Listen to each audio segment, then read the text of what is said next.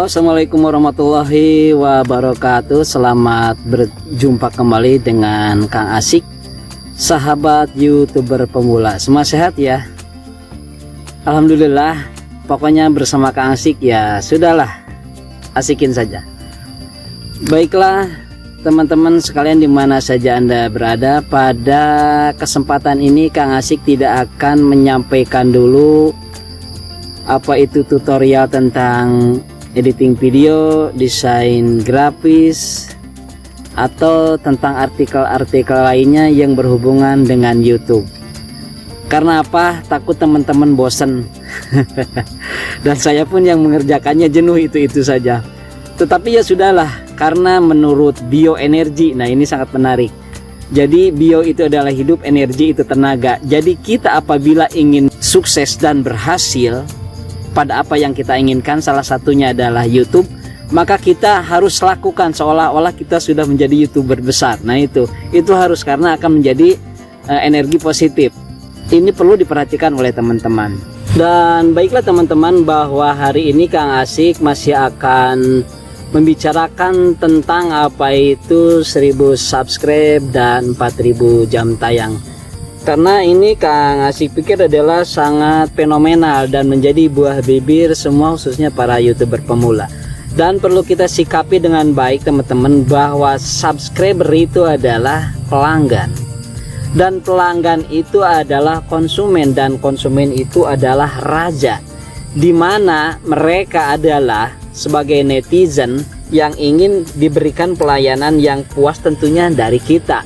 Balik lagi, kenapa subscriber itu adalah keluar masuk, hilang dan timbul. Yang ada kita berpikiran sama teman-teman, khususnya apalagi yang sub for sub.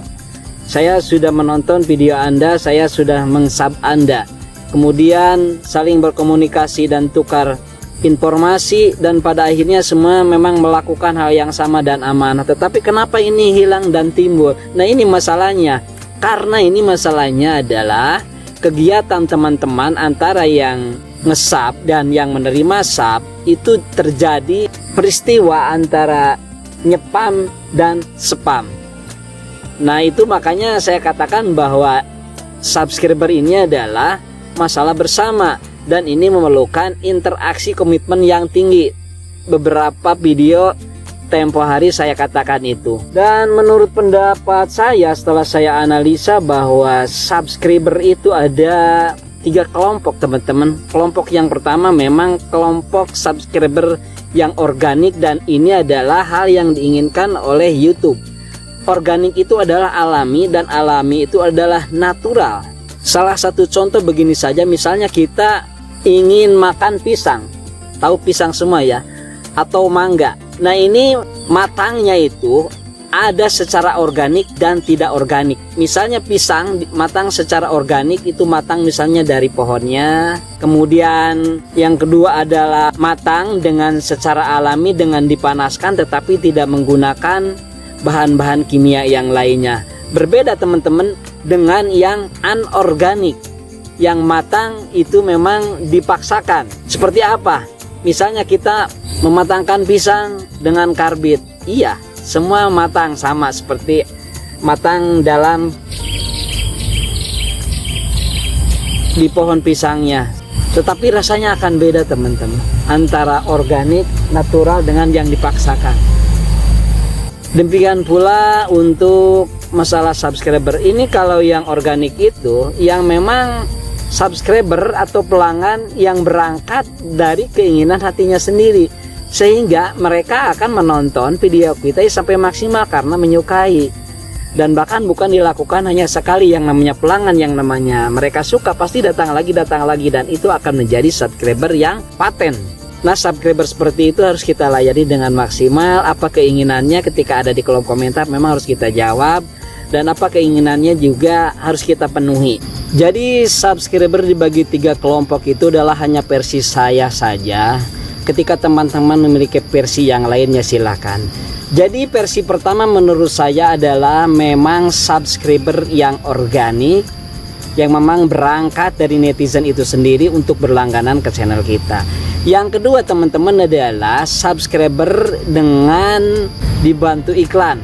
Nah ini kalau memang teman-teman ada yang berminat atau memang teman-teman ada yang ingin lebih cepat untuk mendapatkan subscriber, kalau saya perhatikan ya, di antara teman-teman YouTuber senior juga memang ada yang membantu dan mereka pada baik-baik, tapi mereka tidak memaksa, itu tergantung kepada kita sendiri. Jadi balik lagi kepada kita, apakah ingin memang organik atau memang ingin dibantu, itu balik lagi kepada kita kan. Tetapi rata-rata teman-teman YouTuber senior selalu memberikan pemahaman, selalu memberikan pengertian dan teknik atau cara kerja, bagaimana cara mencari subscriber dengan alami ataupun dengan suntikan, seperti itu.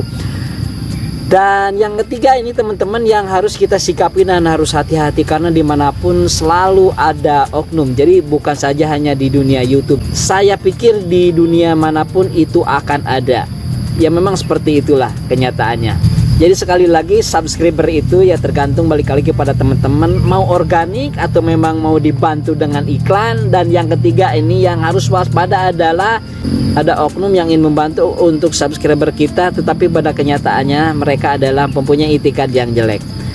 Jadi yang penting balik lagi kepada kita dimanapun memang harus waspada teman-teman. Apalagi kita sebagai YouTuber pemula memang harus banyak berinteraksi sama YouTuber yang baik. Kemudian teman-teman yang kedua adalah masalah jam tayang. Nah ini saya pikir kalau studi komparatif antara subscriber dengan jam tayang, kayaknya lebih mudah kita untuk mendapatkan jam tayang. Karena apa? Seperti teman-teman tahu, para YouTuber senior juga memberikan pemahaman, itu ikuti saja, tetapi ya memang harus dicerna dengan baik. Karena mengapa teman-teman, kalau saya pikir begini, kalau masalah jam tayang itu kadang-kadang netizen juga karena suka dengan kita, suka dengan misalnya tutorial kita, mereka akan menonton sampai habis. Nah itu kan sudah jelas akan masuk ke jam tayang kita. Tetapi ada mereka ketika sudah menonton video kita tidak subscribe. Nah itu makanya, jadi lebih berbahaya hanya subscribe doang, kemudian ngomong sama kita, saya sudah subscribe ya, saya sudah menonton ya, padahal subscribe nontonnya cuma 1 menit, itu berbahaya, akan jadi spam. Ketimbang begini, video kita disukai, disenangi, ditonton sampai selesai, tapi karena mungkin nggak kenal atau yang namanya manusia gimana lah, ngapain juga, materinya sudah saya dapatkan, ngapain subscribe juga, kenal enggak, dan mereka juga belum tentu subscribe. Tapi itu ya biarlah, tetap di sana akan ada keuntungan, yaitu bahwa jam tayang kita menambah dong. Jadi itu perbedaannya seputar fenomena antara subscriber dan jam tayang. Jadi untuk teman-teman jangan terlalu ambisius lah ya, nyantai aja. Jadi saya pikir tidak ada sesuatu hal yang tidak bisa diselesaikan, tidak ada sesuatu hal yang tidak bisa kita cari solusinya. Demikian juga masalah YouTube. Jadi apabila kita ingin menjadi YouTuber atau konten kreator yang sukses, hanya satu kalau saya pikir adalah serius tapi santai, bawa santai aja. Ada satu lagi saya perhatikan juga di komen-komen teman-teman, saya anggap itu wajar lah, karena mungkin YouTuber pemula sudah lelah, kemudian mencari subscriber memang susah, lama-lama ya ada emosinya juga ya, karena manusiawi, itu saya anggap wajar. Akan tetapi teman-teman, jadi saya mengajak kepada teman-teman, jadi jangan dibawa kesel, karena kalau dengan kesel pemikiran kita dan logika kita tidak akan jalan. Dan jangan pernah membenci dengan kata logika, algoritma. Itu teman-teman ada yang emosi ya dengan ucapan logika, algoritma, apa katanya bullshit lah, gak ada artinya. Itu sebetulnya karena pemahaman kitanya adalah terlalu capek mendengarkan penjelasan-penjelasan dari A, B, C, dan D, para pakar tentang YouTuber yang berbicara algoritma yang memang berbeda. Berbeda di sini adalah sebetulnya cara menyampaikannya. Kalau isinya sama teman-teman. Sudahlah kalau gitu kita sederhanakan saja sama Kang Asik ya. Karena logika algoritma itu pernah Kang Asik katakan juga di video kemarin atau tempo lalu, bahwa logika algoritma itu ya memang bukan bahasa Indonesia. Kalau di bahasa Indonesia kan sebetulnya sederhana. Bagaimana Kang Asik? Yang namanya logika itu adalah real dan yang masuk akal, yang ada di otak kita. Nah sementara algoritmanya itu adalah perintah teman-teman. Jadi logika algoritma jangan dibikin pusing, itu adalah sebuah perintah yang masuk akal dan nalar kita, kan begitu. Sehingga kita aplikasikan sebetulnya sebagai YouTuber pemula. Apabila ada yang menawarkan subscriber, yang menawarkan jam tayang, ya kita kan punya nalar dan pikiran. Apabila tidak masuk akal, apabila kita tidak bisa menerima, apabila kita tidak paham, ya otak kita jangan diperintah untuk mengikuti hal itu. Kalau dipaksakan ya nantinya emosi. Jadi makanya kalau ingin jadi YouTuber, ya kita gabungnya cukup di YouTube saja. Ya, enggak. Kalau kita ingin pintar mancing, ya kita jangan diam di lapang bola dong. Berarti diamnya harus di danau, minimal di empang seperti itu ya, atau di sungai. Dan kita harus pelajari di sana sampai maksimal. Lama-kelamaan juga akan bisa. Demikian juga di YouTube. Jadi sekali lagi sama teman-teman, jangan terlalu ambisius. Kalau ambisi boleh ya. Kalau ambisius nanti jadi kesel. Kenapa sih orang lain kok bisa? Kenapa sih orang lain cepet banget naik subscribernya? Kenapa sih jam tayangnya teman-teman tiba-tiba kok sudah bisa monetisasi? Ya itu makanya kita pelajari. Dan ingat satu hal teman-teman, bahwa Allah itu mempertemukan orang baik hanya dengan orang baik akhirnya. Jadi yakinkan dalam diri kita, kita akan sukses di YouTube seperti itu. Dan baru saja saya sambil lewat, ini kebetulan ini kan sambil kerja, saya mampir dulu. Nah ini kelebihan YouTube, kerja di YouTube. Jadi sambil mampir sebentar kita bikin konten nih. Ada 2 kalimat teman-teman.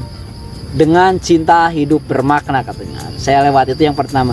Dan yang kedua adalah dengan berbagi tidak akan mengurangi. Itu sebetulnya sebuah pemicu yang sangat positif kalau menurut saya. Kenapa? Dengan cinta hidup bermakna. Nah kita kepada YouTube pun ya harus mencintai. Kalau tidak mencintai, bagaimana bisa hidup? Apalagi punya makna. Artinya ketika kita ingin menjadi YouTuber, ya cintai dulu tentang editingnya. Kan seperti itu. Cintai dulu tentang strukturnya, cintai dulu tentang thumbnailnya, tentang bannernya, dan itu semua sudah disediakan oleh teman-teman yang ada di YouTube berupa tutorial. Semua ikuti, nyantai saja. Makanya apabila pekerjaan itu kemudian kita ulang-ulang, belajarnya berulang-ulang, maka lama-lama akan menjadi ilmu pengetahuan kita, dan kita akan menjadi terbiasa mengerjakan yang susah di dalam editing video ataupun membuat thumbnail dan banner pun akan menjadi ringan ketika kita sudah terbiasa.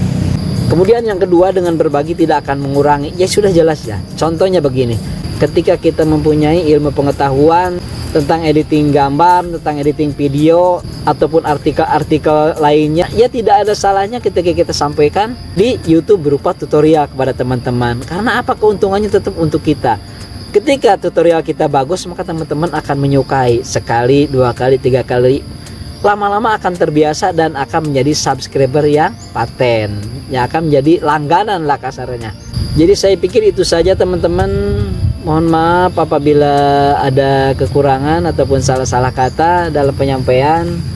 Mudah-mudahan semua sehat dan tetap bersemangat tentunya teman-teman. Jangan ngoyo, jangan mengeluh ya. Jadi bukan hanya kita yang seperti ini. Jadi ingat saja, orang lain pun sama ya makan, orang lain pun sama bernapas, orang lain pun sama tidur, orang lain ketika sukses di YouTube. Kenapa lah kita juga tidak? Mereka juga asalnya sama seperti kita. Jadi terus teman-teman bersemangat. Pokoknya sekali lagi bersama Kang Asik, sudahlah asikin saja. Jadi itu saja yang bisa disampaikan teman-teman. Wallahu muwaffiq ila aqwamit thoriq. Wassalamualaikum warahmatullahi wabarakatuh. Dadah.